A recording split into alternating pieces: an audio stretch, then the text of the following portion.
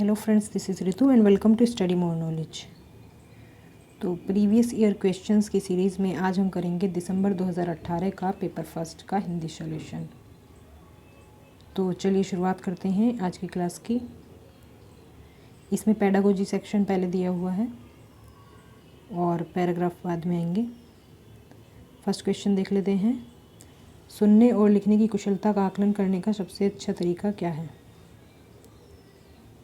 तो ये जो भी है लिखने या सुनने लिखने का या फिर भाषा का आकलन, इसके लिए मैंने एक अच्छा तरीका आपको ये बताया था कि अपने शब्दों में किसी घटना का वर्णन या अपने शब्दों में कोई कहानी का वर्णन, अपने शब्दों में कोई अपना कोई एक्सपीरियंस, कोई अनुभव शेयर करना, तो ये सबसे अच्छा तरीका होता है भाषा के आकलन का।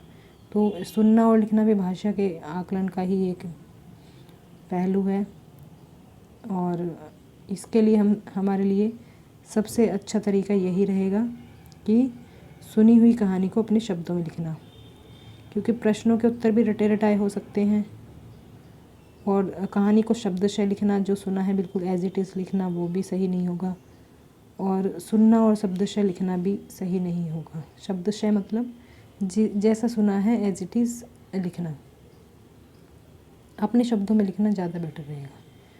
तो ऑप्शन सेकंड सही हो जाएगा। सार्थक पढ़ते समय कभी कभी वाक्यों, शब्दों की पुनरावृत्ति करता है। यह भाषाई व्यवहार दर्शाता है कि पुनरावृत्ति करना मतलब दोहराना। अब जैसे कोई वाक्य वो पढ़ता है या शब्द पढ़ता है तो वो उसे दोबारा भी बोलता है, वो उसे दोहराता है। वो इसका क्या मतलब होगा? इसका मतलब अटक अटक कर पढ़ना बिल्कुल नहीं होगा। वह समझ के साथ पढ़ने की कोशिश करता है। तो इसका ये मतलब बिल्कुल हो जाएगा, क्योंकि अगर उसे एक बार में समझ में नहीं आ रहा है तो वो दोबारा उस शब्द को या वाक्य को पढ़ रहा है जिससे उसे समझ में आ जाए। तो इसका आंसर हो जाएगा सेकंड ऑप्शन। हिंदी भाषा में आकलन का उद्देश्य नहीं है। तो हिंदी भाषा में आकलन का क्या उद्देश्य नहीं है? फर्स्ट ऑप्शन है भाषा सीखने के संदर्भ में प्रत्येक बच्चे की विशेष आवश्यकता की पहचान करना, भाषा सीखने सिखाने की प्रक्रिया को उन्नत बनाना, भाषागत त्रुटियों की ही पहचान करना, बच्चों की भाषा प्रगति को अभिभावकों और अन्य शिक्षकों को बताना। तो ये तो सही है, क्योंकि जब भाषा की प्रगति होगी तो प्रगति के बारे में बताएंगे तो बच्चे को मोटिवेशन मिलेगा। और सीखने सिखाने की प्रक्रिया को उन्नत बनाना भी बिल्कुल आकलन का उद्देश्य होगा, क्योंकि हमसे नहीं पूछा है तो हमें नेगेटिव आंसर ढूंढना होगा। प्रत्येक बच्चे की विशेष आवश्यकता की पहचान ज़रूरी है भाषा सीखने में, जिससे कि उसे उसी के अकॉर्डिंग सिखाई जा सके। तो भाषागत त्रुटियों की ही पहचान करना ये कभी उद्देश्य नहीं होगा आकलन का। त्रुटियों की ही, जहाँ पर भी इस तरह का ऑप्शन मिल जाए कि ही मतलब इसी की ये पहचान करनी है, तो इस तरह के आंसर हमेशा गलत होते हैं। तो ये गलत है और गलत ही पूछा है, तो ये सही है हमारा। आपके विचार से प्राथमिक स्तर के उत्कृष्ट लेखन कार्य का उदाहरण है। उत्कृष्ट लेखन के लिए क्या सही रहेगा ये बताना होगा। तो वही रूल इसमें भी फॉलो होगा, जैसा कि मैंने आपको भी बताया भाषा के आकलन के लिए क्या ज़रूरी है।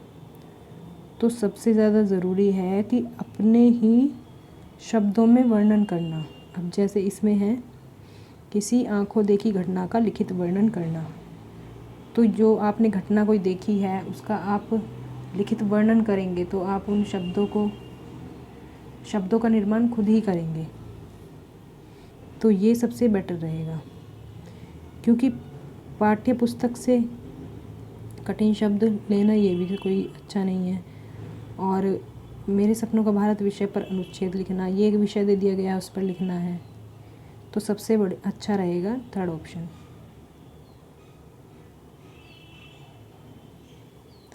भाषा सीखने के संदर्भ में कौन सा कथन सही है? बच्चों में भाषा अर्जित करने की जन्मजात क्षमता नहीं होती, तो ये तो गलत है, ये तो क्षमता होती है। तो सही हमें ऑप्शन बताना है। बच्चे विद्यालय आकर ही भाषा सीखते हैं, ऐसा ज़रूरी नहीं है। बच्चे अपने परिवार से, अपने मोहल्ले से, अपने आसपास के माहौल से भाषा सीखते हैं, ये नहीं होगा। बच्चे विभिन्न संचार माध्यमों से ही भाषा सीखते हैं, इसमें भी कुछ इस तरह से ही लगा दिया है, लिमिटेड कर दिया है आंसर को, तो ये भी नहीं होगा।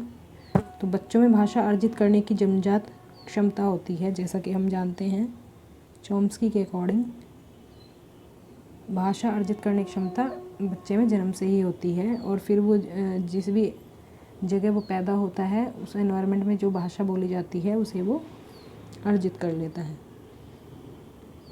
डिस्ग्राफिया से प्रभावित बच्चे को मुख्य रूप से किस में कठिनाई होती है, तो ये बताना होगा।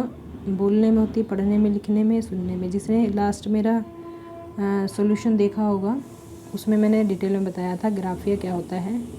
डिस्ग्राफिया मतलब लिखने में परेशानी, लिखने में कठिनाई। ग्राफ जिस तरह हम हाथ से बनाते हैं उसी तरह हम हाथ से लिखते हैं, तो इस तरह से हम इसे याद रख सकते हैं। प्राथमिक स्तर की हिंदी भाषा की पाठ्य पुस्तक में आप किसे सर्वाधिक महत्वपूर्ण मानते हैं? तो हिंदी भाषा की पाठ्य पुस्तक के बारे में बताना है। तो नैतिक मूल्यों वाली कहानी कविताएं, इसमें भाषा कहीं नहीं है। हालांकि होगी ये किसी न किसी भाषा में तो होगी, लेकिन ये इतनी इम्पोर्टेंट नहीं होगी क्योंकि सर्वाधिक महत्वपूर्ण बताना है। बहुतायत में दिए गए अभ्यास कार्य, ये अति की बात कर रहा है, मतलब बहुत ज़्यादा अभ्यास कार्य नहीं। ये तो जहाँ अति की बात हो तो वो ऑप्शन हमारा बिल्कुल नहीं होगा, एक्सट्रीम लेवल वाला ऑप्शन नहीं होगा। तो हिंदी भाषा को विविध रूप देने वाली रचना है, तो हिंदी भाषा के लिए हमें बताना है, तो ये बिल्कुल सही हो जाएगा। हिंदी भाषा को विविध मतलब अनेक रूप देने वाली रचनाएं, भिन्न भिन्न रूप देने वाली रचनाएं।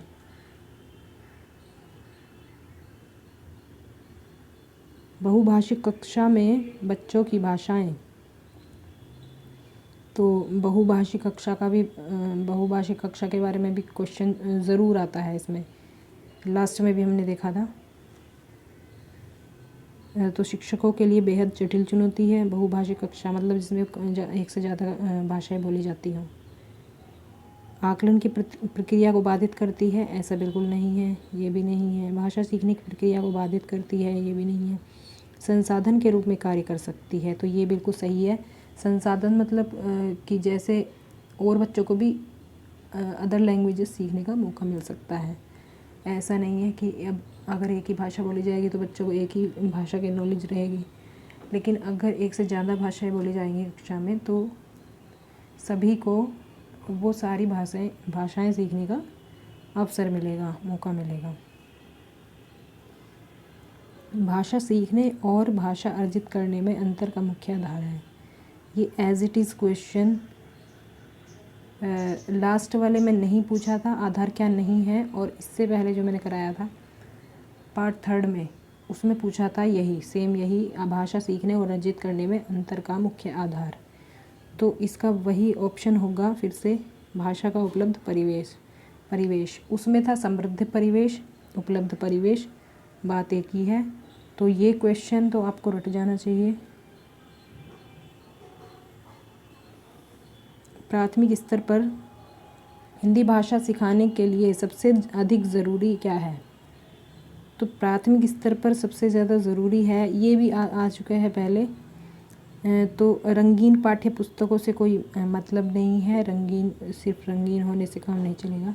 कक्षा में प्रिंट समृद्ध परिवेश, तो जो हिंदी भाषा की जो प्रिंट सामग्री होगी, नई नई चीज़ें होंगी, नए उसमें साहित्य वगैरह होंगे, तो उनसे ही बच्चे को सीखने में मदद मिलेगी, जिसमें कुछ कहानियाँ होंगी हिंदी भाषा में और कुछ और चीज़ें होंगी, तो इसमें बच्चे जल्दी सीखेंगे। बच्चे बोलचाल की भाषा का अनुभव लेकर विद्यालय आते हैं, इसका निहितार्थ यह है कि, तो अनुभव लेकर आने का मतलब क्या होता है कि बच्चे एक भाषा तो ज़रूर जानते ही हैं, जो भी उनकी मदर टंग होती है तो उस भाषा का अनुभव लेकर वो आते हैं, ये कहने का मतलब है। तो बच्चों की बोलचाल की भाषा को सुधारा जाए ऐसा कुछ नहीं है। बच्चों के भाषाई अनुभवों का उचित प्रयोग किया जाए। तो ये हम कह सकते हैं कि अनुभवों का उचित प्रयोग किया जाए, जिससे कि उससे दूसरों को भी हेल्प मिले उन अनुभवों से।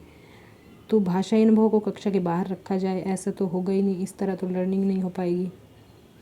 बच्चों को बोलचाल की भाषा ना सिखाई जाए, तो ये भी गलत है।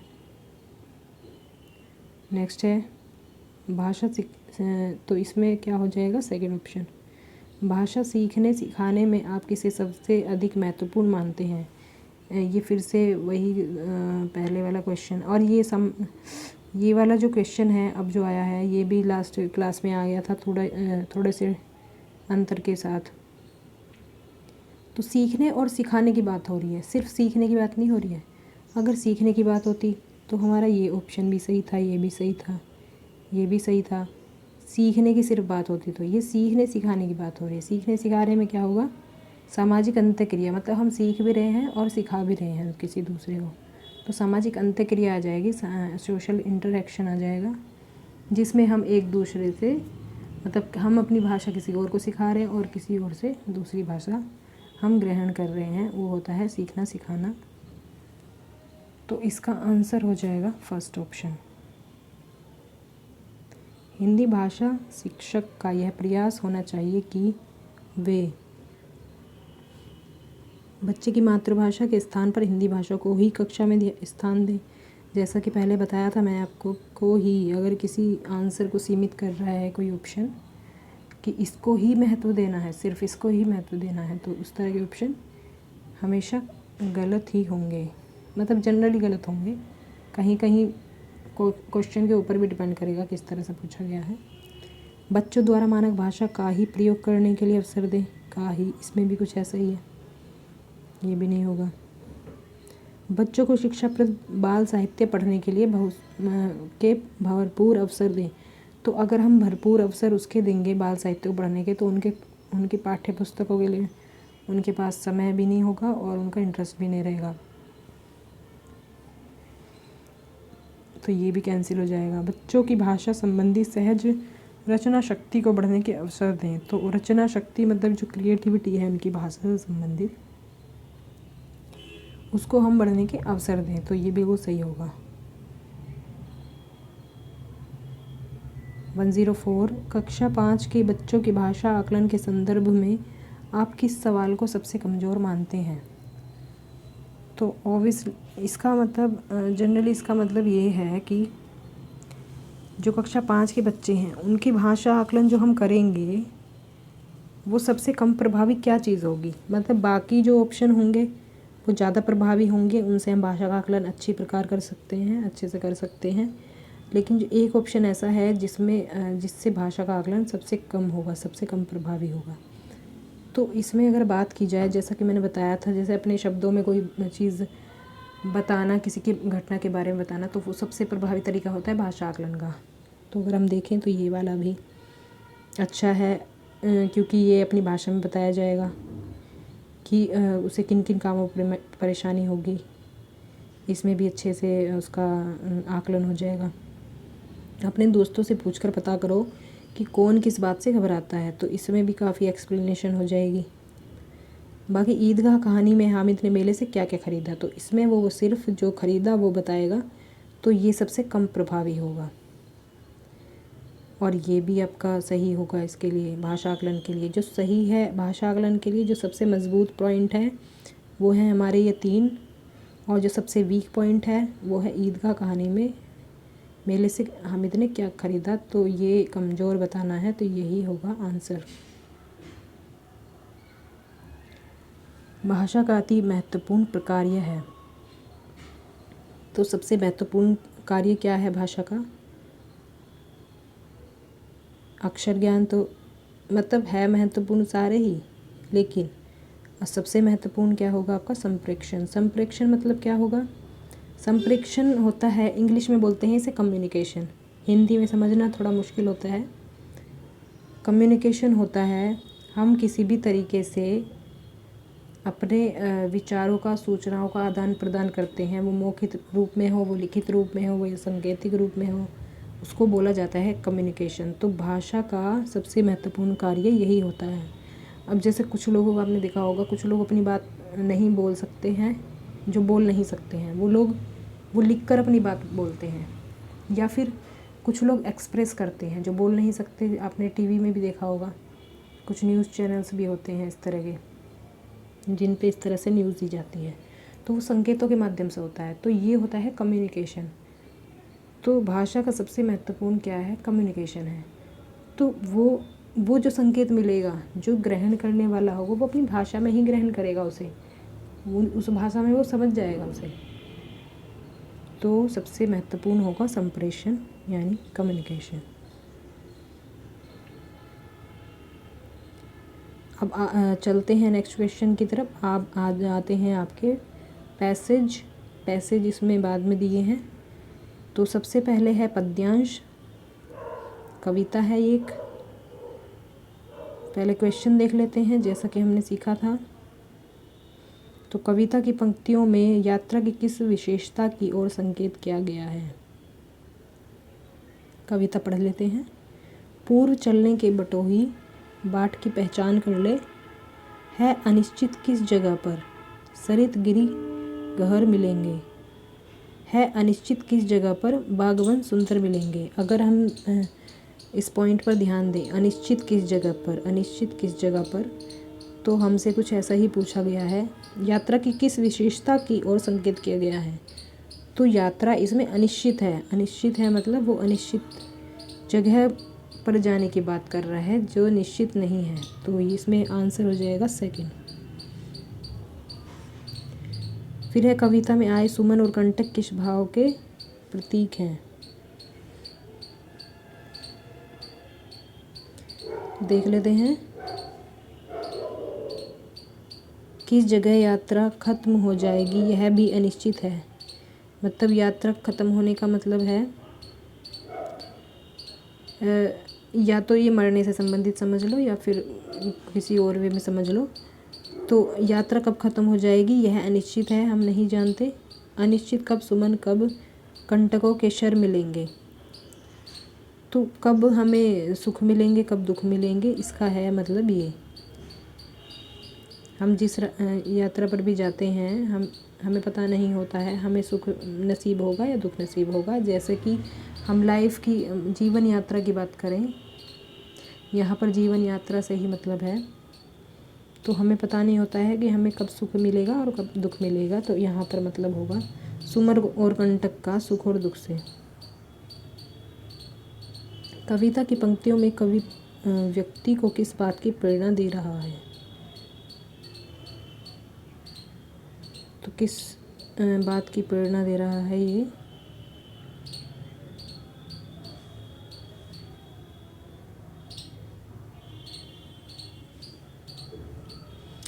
अगर हम पढ़ें तो हमने ये लाइनें पढ़ ली हैं कि जगह यात्रा ख़त्म हो जाएगी यह भी अनिश्चित है। अनिश्चित कब सुमन, कब कंटकों के शर मिलेंगे, कौन सहसा छू जाएंगे मिलेंगे, कौन सहसा आ पड़े, कुछ भी रुकेगा तू न ऐसी आन कर ले, पूर्व चलने के बटोही, बाट की पहचान कर ले। कुछ भी नहीं रुकेगा, कुछ भी रुकेगा तू न ऐसी आन कर ले, मतलब तुम्हें रुकना नहीं है, बढ़ते चले जाना है, कुछ ऐसा है।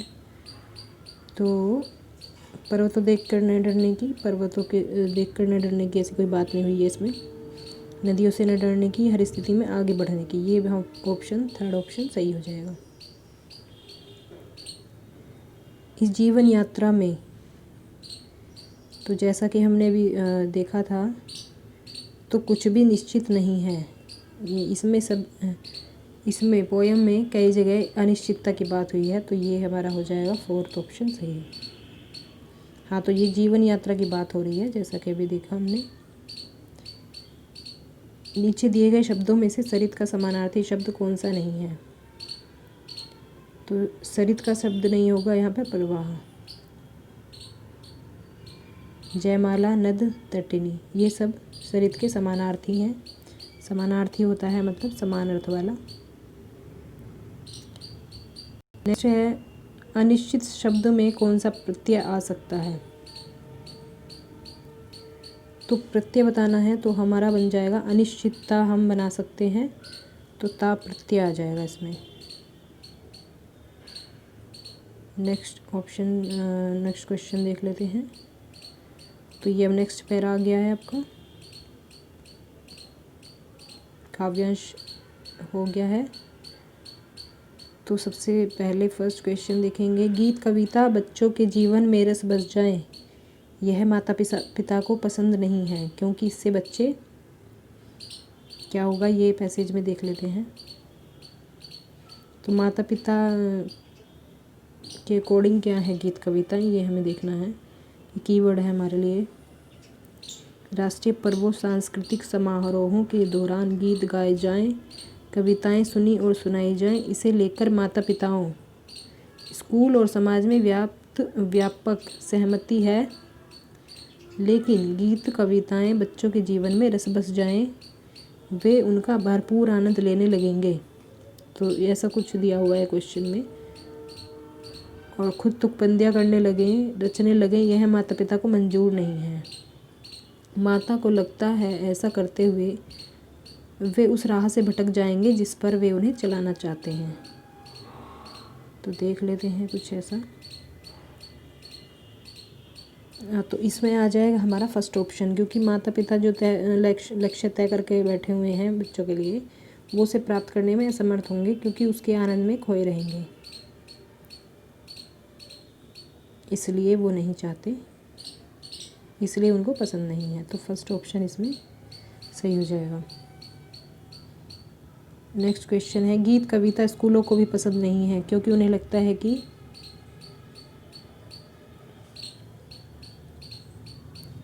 पैराग्राफ में देख लेते हैं स्कूलों को क्यों पसंद नहीं है।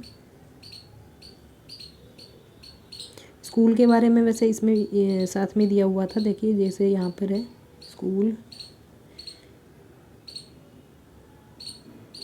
इसके बाद देख लेते हैं यहाँ पर दिया हुआ है, एक सेकेंड। यही हाल स्कूल का भी है, गीत कविता स्कूल और कक्षाओं की रोज़मर्रा गतिविधि का हिस्सा बन जाए, यह स्कूल को मंजूर नहीं। स्कूल को लगता है इस सब के लिए समय कहाँ है, यह पाठ्य पुस्तक से बाहर की गतिविधि है।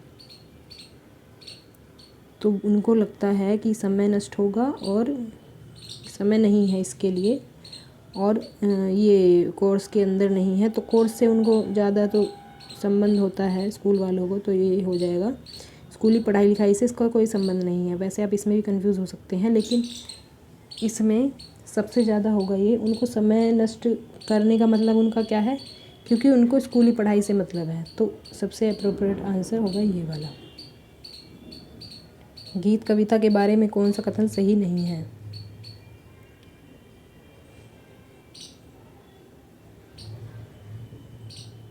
तो देख लेते हैं।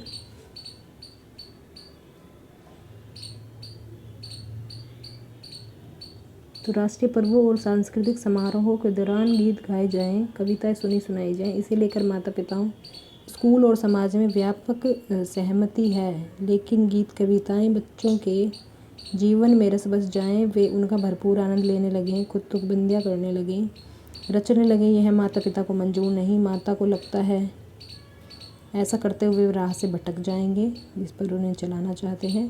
एक बार देख लेते हैं उसमें क्या क्या ऑप्शन दिए हुए हैं। हाँ, इसमें बताना है कविता के बारे में कौन सही नहीं है। तो ये जीवन शैली का स्वाभाविक हिस्सा है, ये बिल्कुल सही है, स्वाभाविक हिस्सा है। ये भाषा सृजनात्मकता को पोषित करते हैं, ये बिल्कुल सही है। समाज में इनकी व्यापक सहमति नहीं है, तो ये नहीं तो आया नहीं था इसमें कहीं, व्यापक सहमति आया था, तो ये हो जाएगा गलत। ये संस्कृति का अभिन्न हिस्सा है, बिल्कुल सही है, क्योंकि काफ़ी मौक़ों पर ये गीत कविता गाए जाते हैं, तो ये अभिन्न हिस्सा है, बिल्कुल सही है। तो थर्ड ऑप्शन सही हो जाएगा, क्योंकि पैरा में ये स्टार्टिंग में ही दिया हुआ है, ये वन लाइन कि समाज में व्यापक सहमति है, और ऑप्शन में दिया हुआ है नहीं है, तो इसलिए वो गलत हो जाएगा। नेक्स्ट क्वेश्चन, शिक्षा व्यवस्था गीत कविता किस दृष्टि से देखती है। तो शिक्षा व्यवस्था क्या किस रूप में देखती है? बाधक के रूप में देखती है। जैसा कि सारी लाइनें सारा पैरा पढ़ने के बाद हमें यही लगता है, क्योंकि ये भी नहीं होगा, साधक भी नहीं होगा, सहयोगी भी नहीं होगा, संपूरक भी नहीं होगा, क्योंकि उन्होंने कहा है कि इससे भी पाठ्यक्रम का हिस्सा नहीं है और पाठ्यक्रम के लिए पर्याप्त समय नहीं मिल पाएगा। तो ये एक तरह से बाधक के रूप में देखते हैं इसे। नेक्स्ट क्वेश्चन है, अनुच्छेद के आधार पर गीत कविता के बारे में कौन सा कथन सही नहीं है?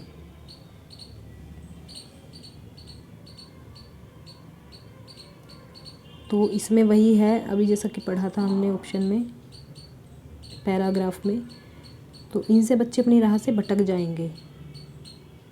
हाँ, ये बिल्कुल सही है।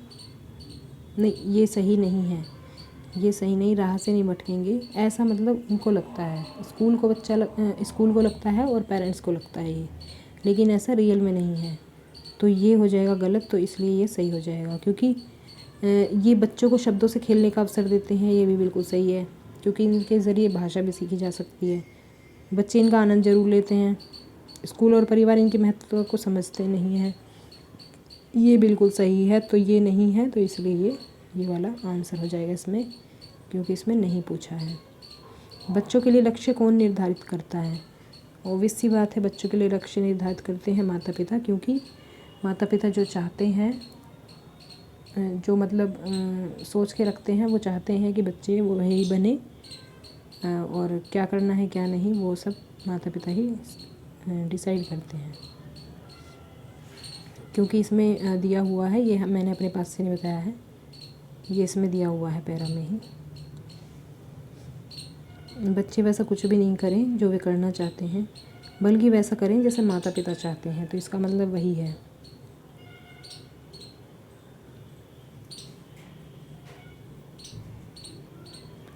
नेक्स्ट है, कविताएं सुनी सुनाई जाए में क्रिया है। तो इसमें क्रिया पूछी है हमसे, और क्रियाएं मैं कराऊंगी आपको, और इसमें होगी आपकी सकर्मक क्रिया। सकर्मक क्रिया कौन सी होती है? जिसमें कर्म के सहारे जो वाक्य बनाया जाता है, मतलब कर्म की जिसमें ज़रूरत होती है जिस वाक्य में। अब जिस तरह से इसमें कविताएं, तो हो गया आपका सब्जेक्ट, और ये हो गया आपका क्रिया। तो बाकी जो वाक्य बचता है वो कहलाता है कर्म। तो कर्म हो जाएगा ये बीच का पार्ट आपका, तो ये हो जाएगी आपकी सकर्मक क्रिया। फिर है सांस्कृतिक में प्रत्यय है। सांस्कृतिक में क्या प्रत्यय होगा? सांस्कृतिक का ये कर लेंगे हम पहले, इसको डिवाइड करके लिखेंगे, संस्कृत प्लस एक, ये संधि विच्छेद कर दिया हमने इसका, तो इसमें प्रत्यय बन जाएगा, इक लगेगा इसमें प्रत्यय।